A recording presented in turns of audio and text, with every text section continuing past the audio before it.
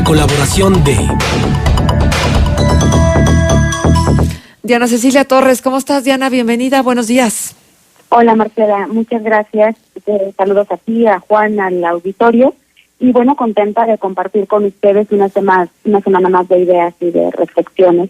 Me gustaría hoy compartir con ustedes, Marcela, una serie de ideas que he venido cruzando respecto a la publicación que se dio hace algunos días de este estudio que hace la revista The Economist a partir del trabajo de su unidad de inteligencia sobre el índice de la democracia a nivel global cada año.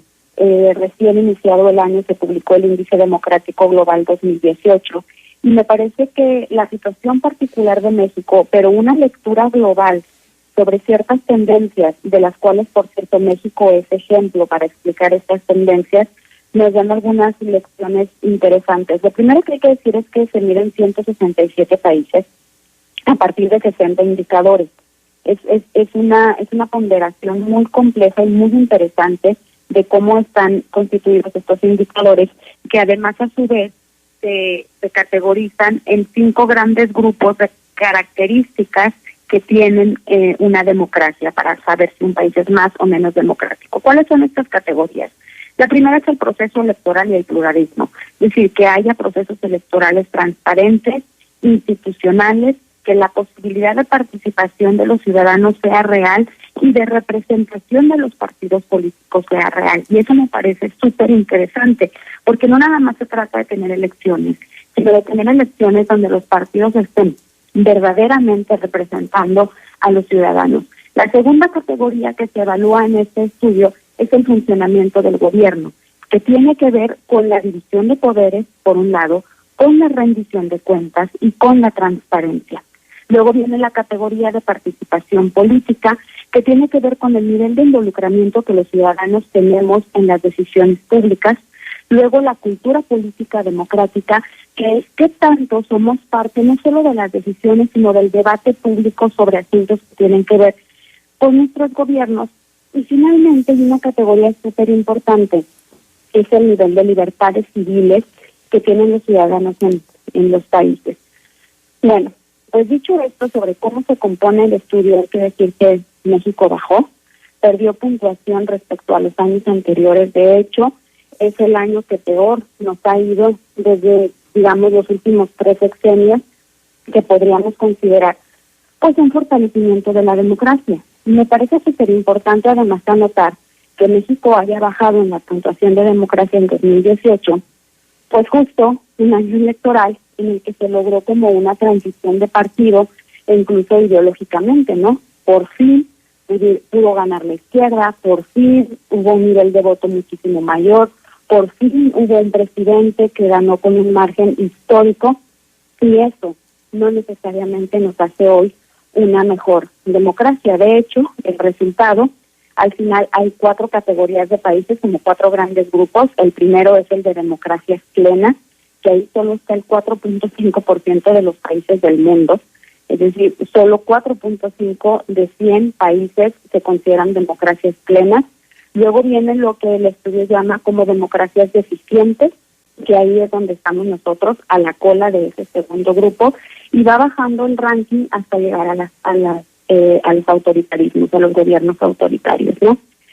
La lectura me parece muy interesante, Marcela, porque el estudio en general habla de la democracia a nivel global está bajando, es decir, el mundo a nivel global es menos democrático cada vez, y habla de cómo están creciendo las afinidades de ciertos ciudadanos por las formas más, digamos, autoritarias de gobierno.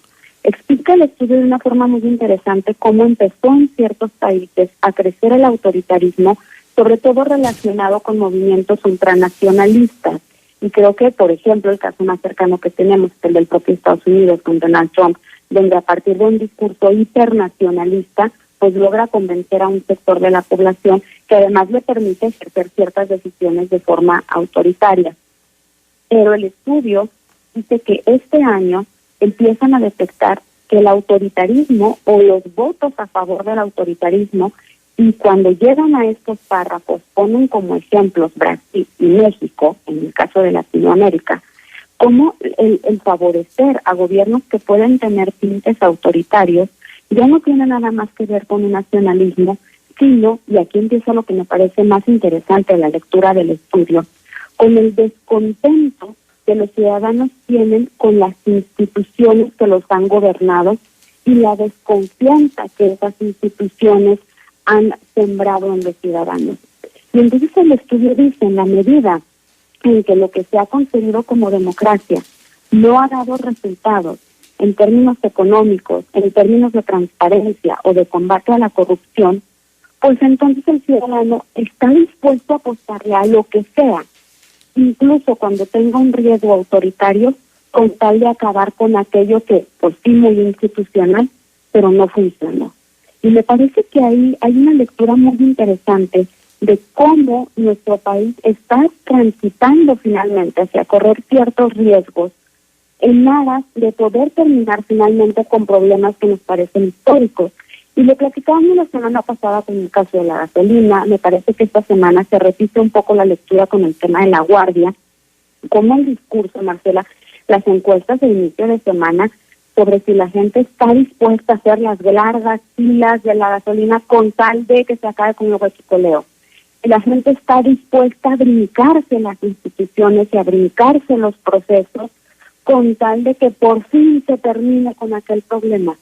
Creo que lo que está ocurriendo estos días, yo lo cruzaba y digo, claro, es que es lo que el estudio describe, la posibilidad que los ciudadanos están abriendo de alejarse parcialmente de la democracia con tal de encontrar una solución que pareciera que las instituciones democráticas no nos han dado.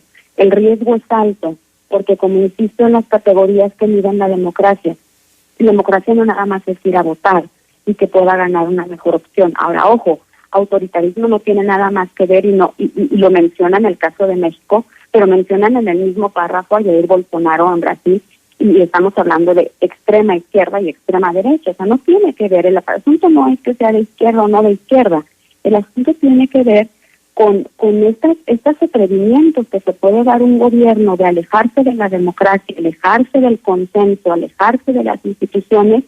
Al cabo la gente está dispuesta a tolerar eso con tal de revertir lo que nos ha decepcionado tanto tiempo.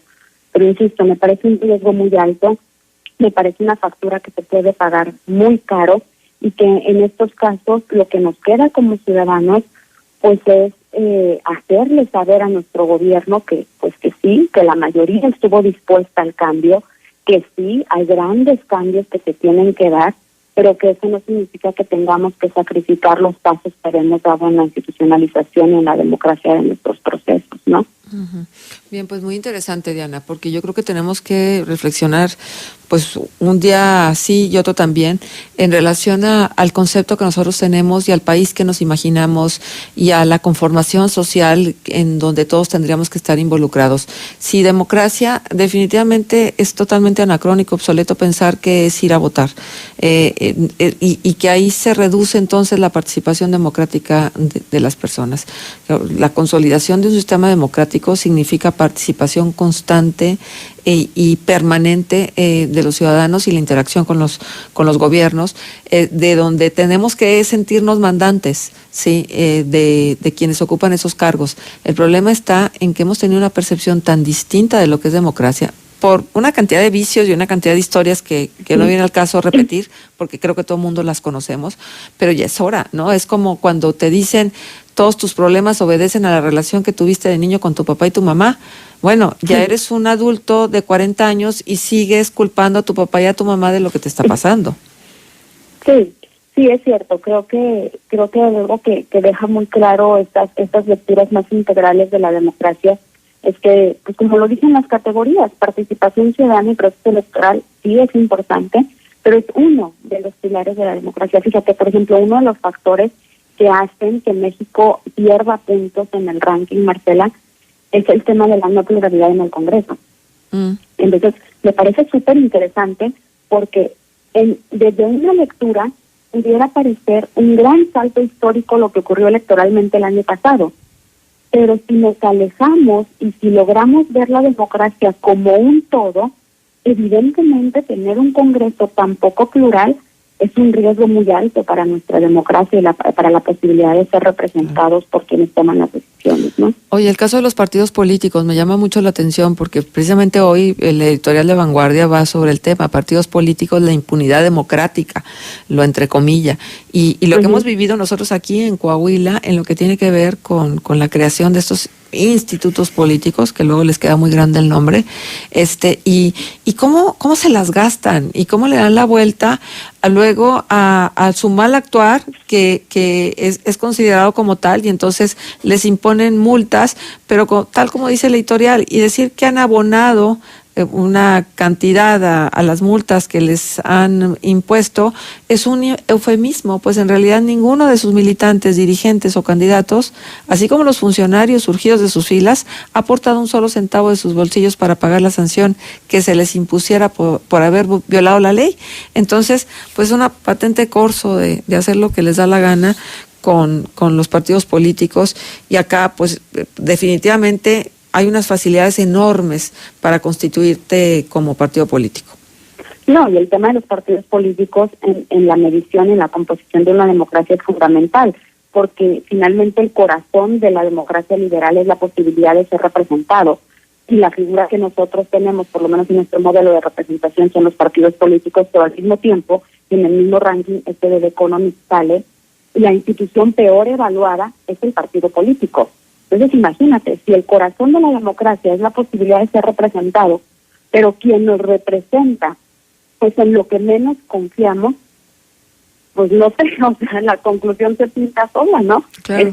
Estamos como en un escenario bien complicado, y creo que también me parece bien interesante, Marcela, porque, ojo, hay una lectura que tiene que ver con el pasado, como tú bien dices, es decir, si hoy estas posibilidades se dan y el ciudadano como masa, por hablar como de la ciudadanía como una masa, está dispuesta a tolerar ciertas violaciones a los procesos democráticos en aras de poder revertir lo que se ha hecho antes, creo que es principalmente responsabilidad justo de estos institutos que tendrían que representarnos. Bien, pues oportuno como siempre tu comentario y muy claro. Gracias, Diana. ¿Nos dejas un punto de contacto? Claro que sí, Marcela, muchísimas gracias. Comentamos en Twitter, ahí estoy como @Diana Torres, Diana es con Y y 2 veces al final, por ahí seguimos compartiendo ideas. Muchísimas gracias. Gracias, Diana. Feliz fin de semana.